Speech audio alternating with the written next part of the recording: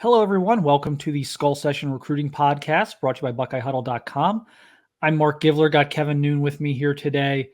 We talked a little bit on the last episode about March visitors and how March is going to be a big recruiting month and, all that good stuff. And kind of with that in mind, we thought it was maybe a good time to start taking a broad look at the class, kind of what's left out there for the Buckeyes, what's maybe most important for the Buckeyes. As everything kind of settles and resets going into now the spring visit period, which again will be starting next week. So I think a good episode here today, and then we'll run another one here probably in the next day or two as well. We are going to sit down and talk about our 5 most important recruiting targets on offense and our 5 most important recruiting targets on defense.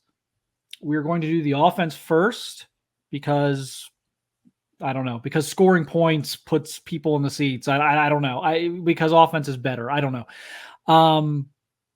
Interestingly enough, and I think this will be different on defense. I'm pretty confident this will be different on defense. But interestingly enough, Kevin and I kind of talked about the 5 guys we were going to discuss, and we had the same 5. So it was a dual opinion here. We didn't have any major disagreement, and we didn't want to go and be like, well, you pick somebody else just to make this interesting. We kind of wanted to stick with our guns on this. So it'll make it for a little bit easier of a discussion, I guess, as we can kind of go from one guy to the next and not have to worry about whose list they're on. But we're going to do offense today, same 5 for each of us. And again, we'll do defense here. We'll try and get that up in, a day or two after this one. So good point in the calendar to do this. Buckeyes off to a great start. Still some holes to fill. Let's start with offensive line because that's everyone's area of anxiety. Seems to be every year is offensive line recruiting. Are the Buckeyes going to get tackles? Are they going to land the big fish out of state? Are they, this, that, and the other? So, some interesting scenarios here. They've got Carter Lowe, which is a tremendous start to the class, top 100 offensive tackle, but they're going to need at least 3 more. And it's a little murky from there, honestly. There's not a lot of guys that it's like, okay, like they're in the driver's seat here. They're taking some swings out of state. They're evaluating some in-state guys like Nolan Davenport, who hasn't been offered yet. But we're gonna talk about 2 offensive linemen. We each had the same 2 offensive linemen in our top 5. Let's start with the bigger name of the 2, just because he's got the national ranking. I think everyone kind of is excited about him, hoping Ohio State can make this one happen. And that's Micah DeBose, top 100 offensive tackle out of the Mobile, Alabama area, but originally from Cleveland. Kevin, I guess start off with your thought process here. Obviously, Micah's a sensational talent, but just your thought process on him being part of your list.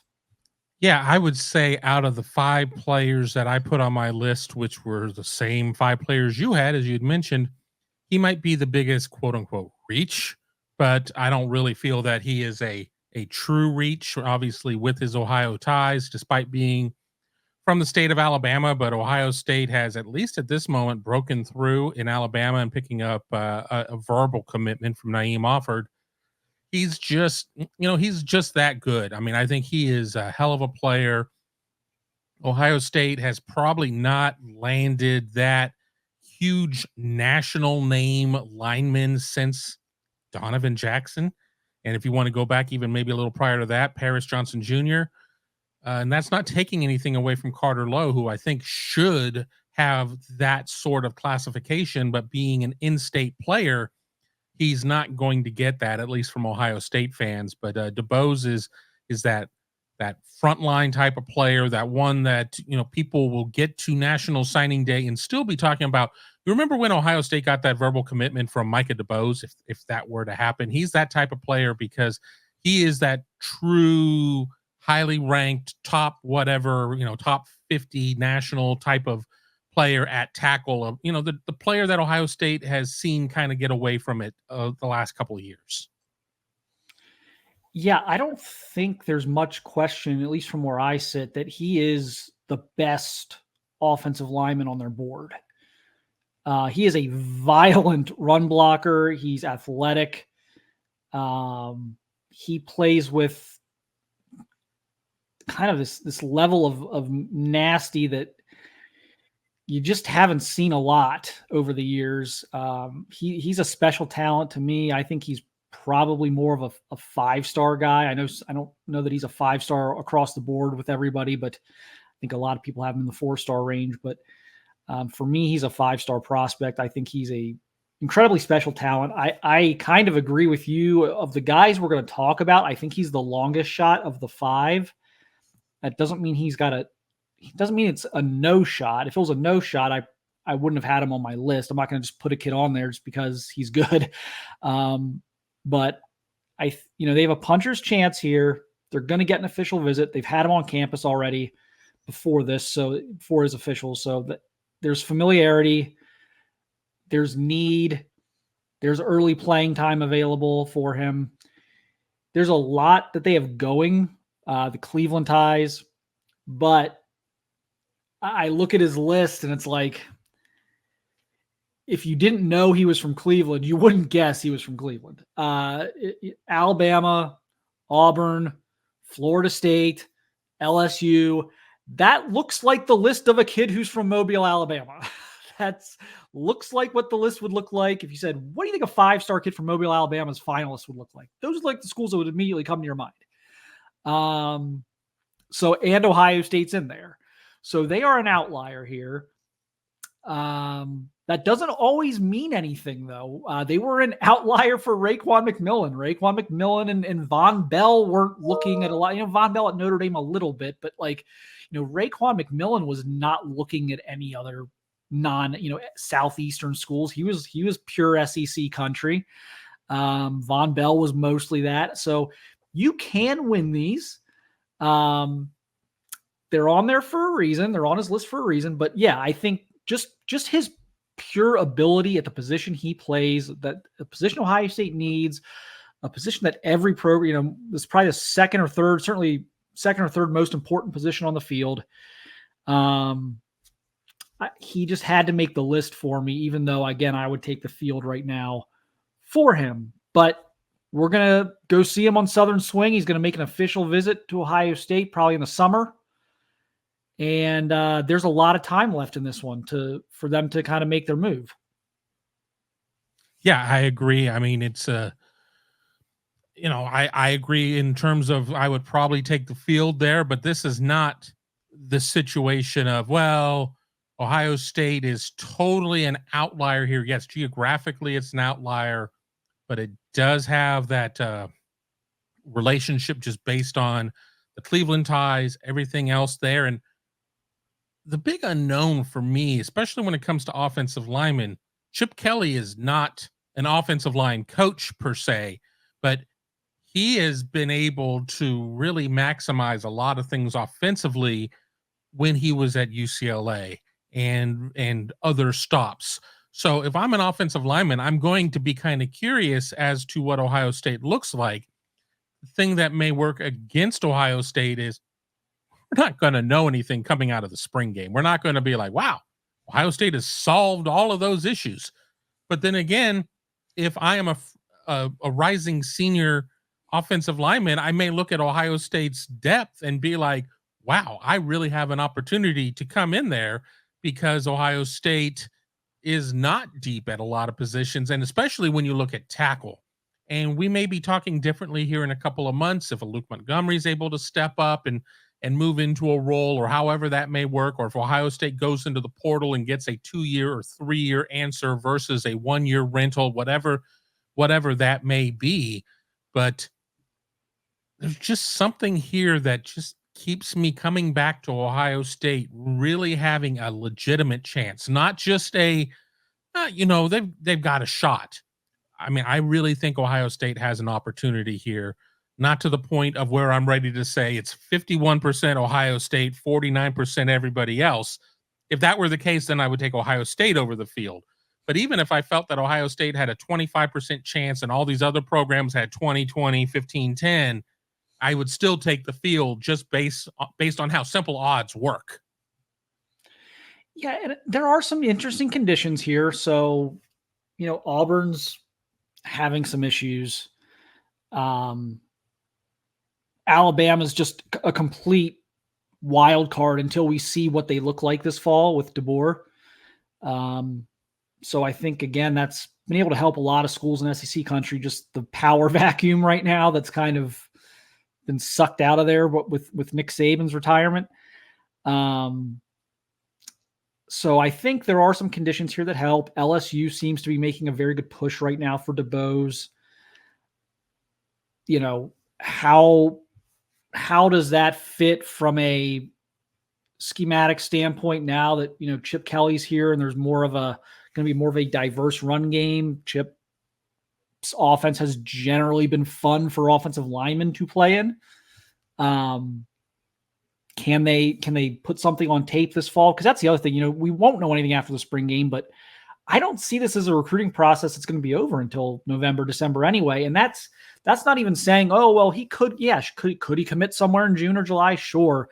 No one's going to, he's an absolute star offensive tackle from the middle of SEC country. Like, that recruiting process, every school's going to keep at it until December. So there is time, I think, for whether it's Ohio State with Chip Kelly, whether it's Alabama with Kalen DeBoer, to show Micah some things maybe he doesn't know yet. So we'll see. Going to be interesting. Again, I think this is their toughest battle of the 5 we're going to talk about. Not that any of these are particularly easy. They're all difficult in their own way, but this is probably, I think, for me, the toughest one. Let's stay along the offensive line here because, again, I think a lot of people are having their concerns about offensive line recruiting because everything else is going so well right now. And look, they just got Carter Lowe, so I don't think we should be that down on offensive line recruiting either. Let's let that play out a few months, can we? But I think people are seeing fireworks all over the place with out-of-state guys. Like, well, what about the offensive line? So we get a lot of that on Twitter and on the message board and on the Facebook and everything else. What about the offensive line? Every time we write a story that isn't about an offensive lineman. So let's get to our second and final offensive lineman on this list. That's Avery Gatch out of Michigan. He is a kind of a swing prospect, tackle or guard. I think Ohio State would hopefully view him as a guard as far as I think they would hope they could get a couple of more tackles in this class and get that best 5 thing going. And Gatch would be more of your Josh Fryer, who can play tackle, but maybe better suited for guard long-term. I think he's a better prospect than Josh Fryer was coming out. I think he's a heck of a player. In fact, he's a guy who I think is also underrated. He's a guy who I think a lot of the sites have like outside the top 150, 200. But if you look at his offer list, everyone in the country has offered this kid. I don't think Georgia goes up to Michigan a lot for offensive linemen, but they've offered Avery Gatch. So, Kevin, just your thoughts on Avery's inclusion in your 5. Yeah, he was somebody that Carter Lowe mentioned right off the bat when it was like, okay, who are you working on? And sure, Toledo is essentially the state of Michigan, so there's a proximity there, but I think that real recognizes real, and Carter Lowe sees something in Avery Gatch, and I'm sure that the Ohio State coaching staff has made sure that Carter Lowe has his marching orders of who he should be getting in the ear of, but somebody who is that combo type of player, whether or not he's guard or tackle. I think that his landing spot won't even be determined necessarily by what this recruiting class looks like. I think it's going to be if Ohio State signs him and he gets on campus and they put him through his paces and they see how he best fits. But I mean, you're right. When you look at the offer list, we so often get locked up into talking about what his ranking is. Well, I don't know what happened there. I've not met a staff yet that has looked at a recruit and said, well, you are not ranked highly enough when it comes to this service versus that service, so we're out. Very physical player. We like to talk about players who who play nasty and everything else. And I've done enough interviews with offensive linemen through the last 20 years. What is nasty? And everybody's kind of got a different opinion. And I'll see somebody's like, oh, I'm nasty. I'm like, Avery Gatch is nasty. I mean, he is nasty. And I think that he's the type of player that would lead by example. And I've never spoken to Avery at this point. I mean, that'll change here at some point, but I've never spoken to him to my knowledge. But I just watched the tape and I'm like, yeah, sign me up. I'm all for this one. He is somebody that if I'm an Ohio State coach, I'm pursuing at length. Yeah, I think if they could draw this up, you'd have Carter Lowe at left tackle, Micah DeBose at right tackle, Avery Gatch at right guard. You'd have the meanest right side of the offensive line in this recruiting cycle, probably, if you could put that together. My reasoning is there's a couple things here. One, as I kind of mentioned at the opening, there aren't a lot of targets right now you can hang your hat on an offensive line that are like, okay, I know Ohio State's 1 or 1A or 1A, 1B for this guy. Not even DeBose. Like, could Ohio State be top 2 for DeBose? Maybe. I think they're certainly in the top 3 for DeBose, but it's not. That's a little cloudy right now. I mean, you've got a lot of schools there. Some of these other out-of-state guys are just like, they're not getting David Sanders. Like, sorry, people. Not getting David Sanders from Charlotte. There's a couple other, the kid from Texas, Fasusi, that I don't see that I know they went down to see him in January. Not a lot of traction there. There's just not a lot of guys like you can look at right now from a national perspective and be like, yeah, like they're right there. This is one of them, and the team they're right there with is Michigan. And so you're also fighting that battle. Could you steal a kid like that out of Michigan would be a huge statement given the crossroads I think this rivalry is at right now after what happened last year, after what's happened this offseason already.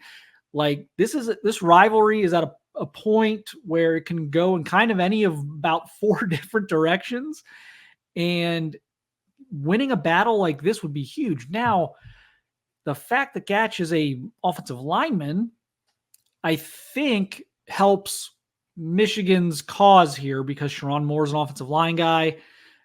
That's been his main recruiter. So he wasn't, it's not like one of the 5 million people who have left Michigan in the last few weeks were his guys. So his guy's still there.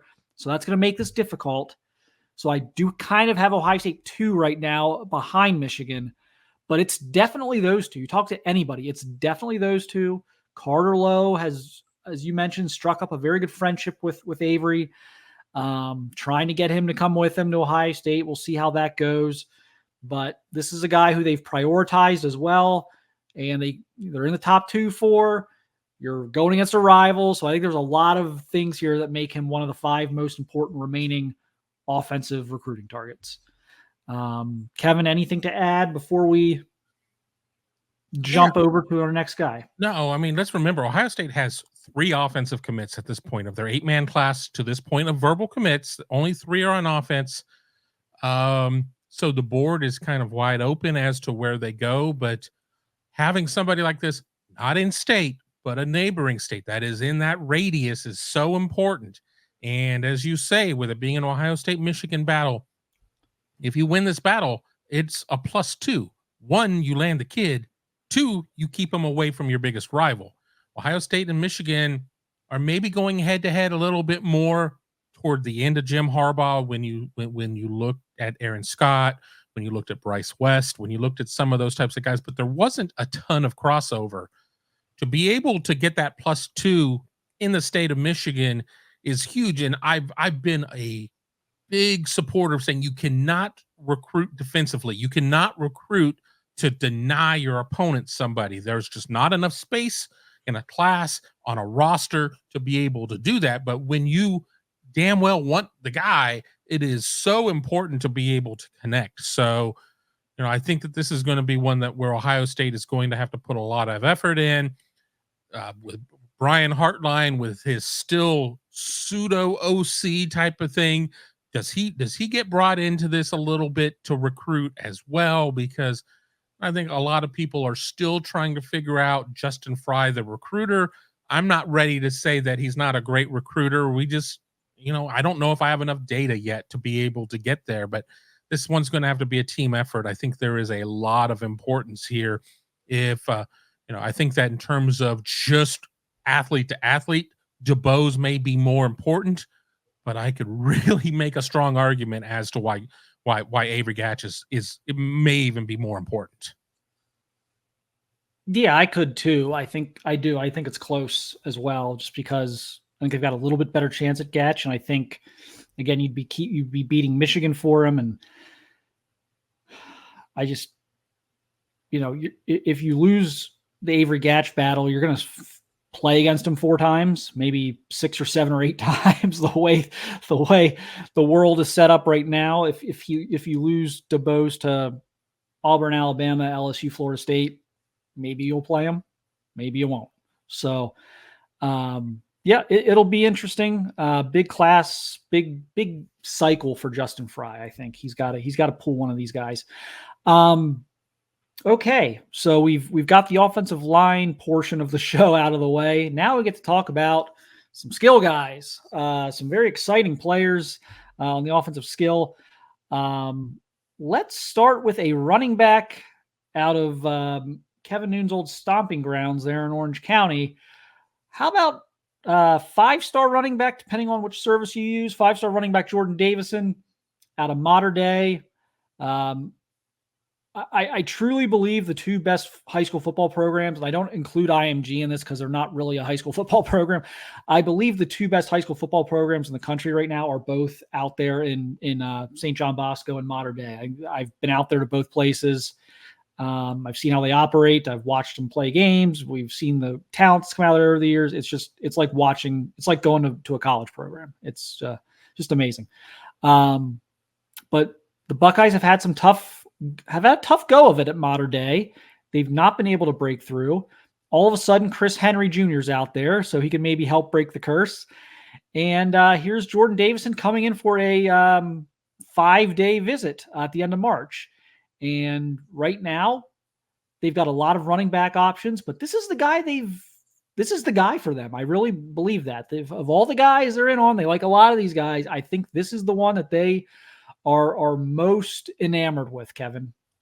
Yeah, I agree. And that's not to take anything away from some of these other backs. I mean, honestly, Ohio State could probably land several of the top backs this year.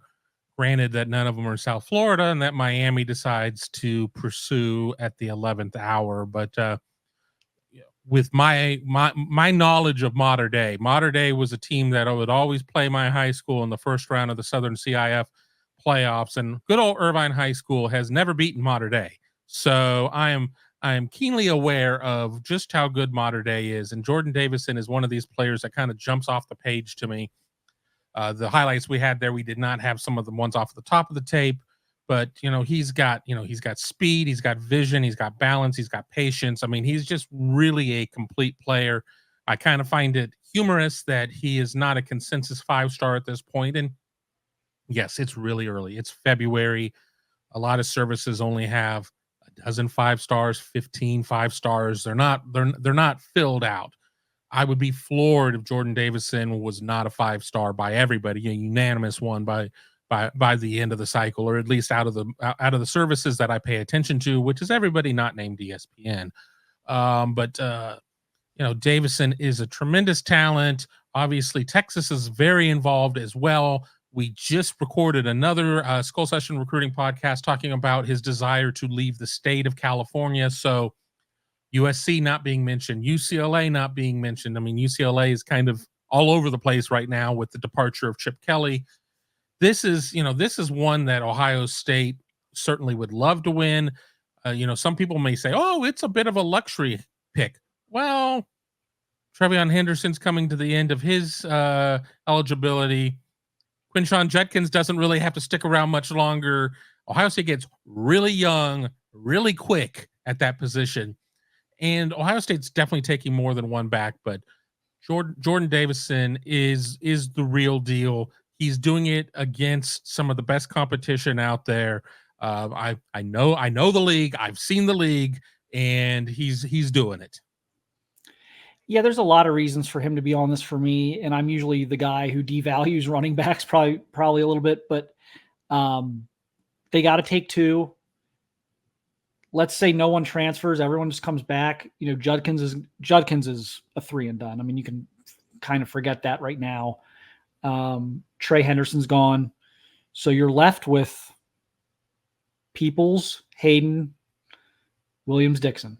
So you got to have two in this class.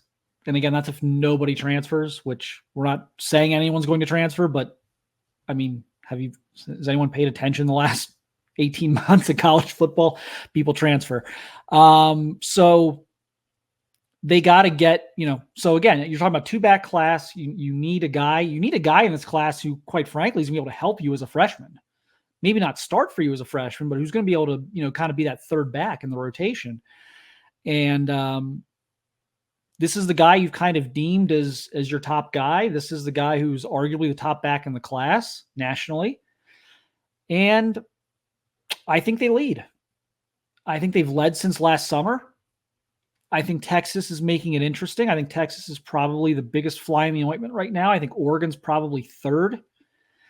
I think Georgia is still in there, but it seems like they faded for some reason. I don't know if Georgia's maybe allocating things elsewhere, but just I don't get the Georgia vibes as much as I was last summer. And then Alabama could reemerge, of course, but the Nick Saban retirement again is beneficial to Ohio State and Texas on this one as well. So this is one they can win. This is one they are in position to win. They've got a 5-day visit coming up with him. He's got to be on this list for me. He's just a tremendous player on top of all this. So easy call for me to have him on the list. Here's the next guy, and I don't know if this will surprise people or not. Maybe it won't. But this was unanimous between Kevin and myself. We are heading to the tight end position. Yes, we are putting a tight end as one of the most important recruits offensively for Ohio State in this class. And that is Nate Roberts out of Oklahoma. Kevin, you seem even more appalled by putting a tight end on this list than I was. Why is Nate Roberts on your list? Yeah, I am kind of appalled by it. But, if we rewind 6 months ago, I would have said that Ohio State's tight end class would have been Luka Gilbert and Amari Winston out of the state of Georgia. Nate Roberts backs off of his previous commitment, and it really feels like Ohio State has moved into a great position there. And I think you just have to watch the tape, as those of you that are watching us here at youtube.com/Buckeye Huddle are doing. You can see somebody who can play attached. He can play the flex. I mean, he is a skilled pass catcher. I think we've seen Ohio State kind of branch out a little bit at the tight end position in terms of maybe having your very workmanlike blocking tight end, and then maybe having a little bit more of a skill tight end. I think we were lulled into believing that was going to be the case with Jeff Hireman and Nick Vannett being so closely grouped together in their individual classes. But Roberts is just, if I have to throw the ball to a non-wide receiver as Ohio State, I want it to be somebody like Roberts, because he is just that prolific. And I think that if you put him in a room along with somebody like Damarian Witten, I mean, holy hell, you've got yourself something going. But it really just kind of comes down to the point of, if I'm throwing the ball to somebody who's not one of the Ohio State wide receivers, spoiler alert, more to come here in a second, it's going to be to somebody like Roberts. Yeah. And so first of all, he's a great tight end prospect. We look at this again, probably a 2 tight end class. Feels like we're doing this every year with the tight ends right now, but it just has that look right now, given the way the roster is laid out, that it's going to be a 2 tight end class. This is clearly Keenan Bailey's guy. This is Keenan Bailey's top guy. So that alone puts him of high level importance. His ability puts him at high level importance. And you have prioritized him to the point where I don't feel it's really a slam dunk by any stretch of the imagination any longer that Luka Gilbert ends up in the class. And I thought Luka Gilbert early on, it was kind of a slam dunk he'd be in the class. I'm not sure about that anymore. They've kind of moved this toward Roberts and Brock Schott, who I think's maybe a bit of a tougher pool, but still doable. But you've really kind of made this your priority, so you better get them now. And they've been relentless on this one. Oklahoma pulled a little savvy little trick. They're trying to keep him home. Swooped his brother out of the transfer portal from Baylor, which I'm told hasn't really changed much. Hasn't landed. Yeah. But it is still kind of an Ohio State, Oklahoma battle, primarily. Oregon, a few others are in there. Those are the two to watch right now. I think Ohio State leads. They're going to get him back for the spring game, which he told me is an unofficial visit. So it's another unofficial visit this offseason. He just took one back in January. He was also at a game in the fall. So that's 3 unofficial visits in about 6 months. That kind of tells you, I think, where he stands on Ohio State, coming all the way from Oklahoma for these 3 visits. And then we can, I think, safely assume an official at some point after that. So again, just a guy I think they've just put so much time and energy into, and just one I think would be a tough pill to swallow if they can't close the door here. He's a tremendous talent. I was just going to say, yeah, absolutely. And as somebody who has done the drive between Ohio and Oklahoma before, let me tell you, and I'm not saying that he's driving it. Mark and I have done some horrible drives on Southern Swing, but maybe the worst drive I've ever done in my life was driving. And I know he's not from Tulsa, but I drove from Columbus to Tulsa, and I will never, ever do that drive again. So just, to echo Mark's point of 3 unofficials, on your own dime, everything else, that, there's something to that. So that'll bring us to our last guy here. This is a name who might not have been on my list 2 months ago, not because of anything other than the fact that circumstances have now changed that make me put him from the would have been really nice to have to, okay, kind of got to get him now. And that is 5-star wide receiver Jamie French out of Mandarin High School in Jacksonville. Jamie is certainly in the conversation as the number 1 wide receiver in the country in 2025, especially after the Ryan Williams reclassification. So he's got a little less competition these days. Jamie was, of course, committed early to Alabama over Ohio State and several others. Nick Saban retires, but even before Saban retired, Ohio State had kept in touch with him. They had kept things rolling. They got a visit from him in the fall. They were going to get another visit from him eventually anyway. Saban retires. Ohio State keeps pushing. Jamie decommits from Alabama. And now it's one of those things where I truly believe Ohio State leads. And so this is one of those where, yes, he's a receiver. Ohio State's got a lot of receivers, or has Brian Hartline always recruits good receivers. You may want to call him a luxury. That's fine. I think now that he's opened things up, now that Saban's out of the picture and you kind of know where things are and you feel like you might be in the driver's seat here, I think you got to close this one.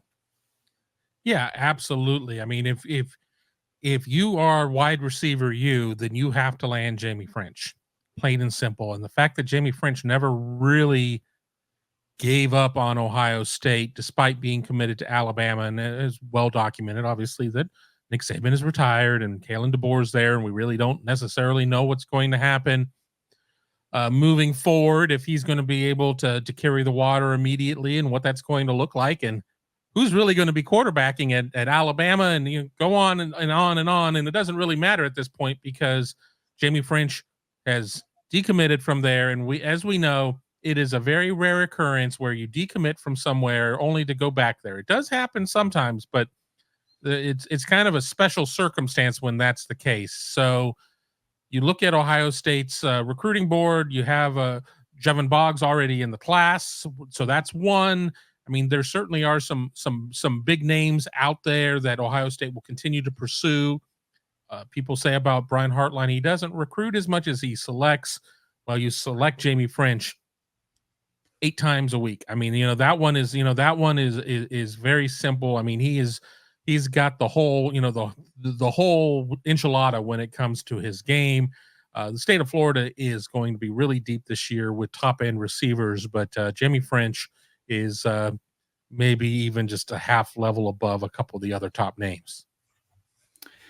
Got to keep the South Florida Express thing going. I mean, there's a million things at play here. I think another thing that's helped Ohio State is Julian Sayin. I mean, he was committed to Alabama, and Julian Sayin was likely going to be his quarterback of the future there. Now Julian is in Columbus.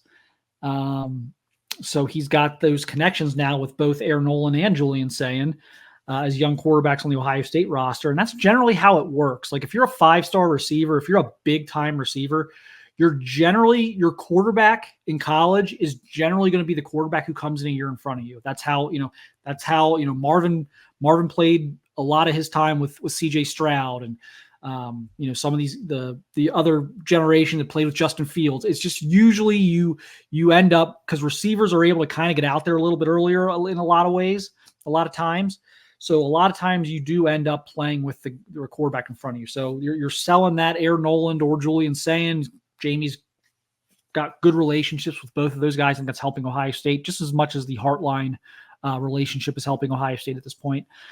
And again, I think they're in great spot to get him. And I wasn't sure that was always the case. Obviously, when he was going to commit early, we knew it wasn't going to be Ohio State. We said, Ohio State's not going to give up, but it's not going to be Ohio State the first time around. So you got to hope it's going to be Ohio State the second time around if you want to get him. So here we are.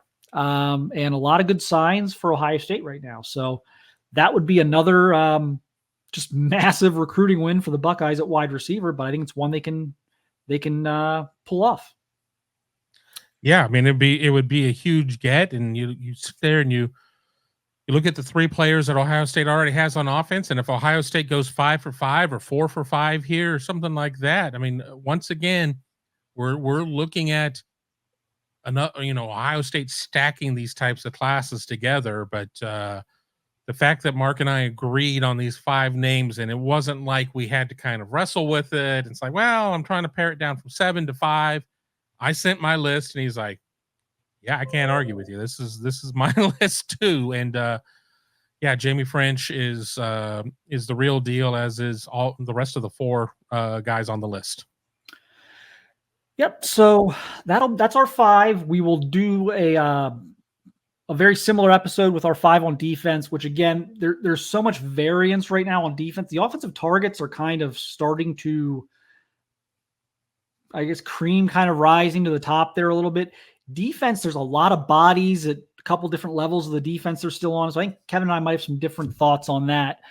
So look forward to that episode here. Probably, again, we'll run it a day or 2 after this one, just to give people a chance to breathe and take this one in. But hopefully you guys enjoyed this one. This was kind of a little different thing, instead of just talking about the news of the week or whatever. I thought we would just, with being a dead period for like another week, I thought we would just like, hey, we're about to open things back up with recruiting. Who are the guys there, who are the must gets, I guess, moving forward. I thought it'd be a good time for these types of episodes. So hope everyone enjoyed. Great time to be on BuckeyeHuddle.com. If you're not already, we've got recruiting information all over the board, team information all over the board. Spring practice starting very soon. We'll have all that stuff coming your way. Again, if you're just watching here on YouTube, please subscribe to the channel and give it a thumbs up. Helps other people find us. And if you're listening on audio on podcast form, please leave us a 5-star rating, and that also helps us reach other Ohio State fans. So thanks everyone for watching and listening, and we'll talk to you again very soon.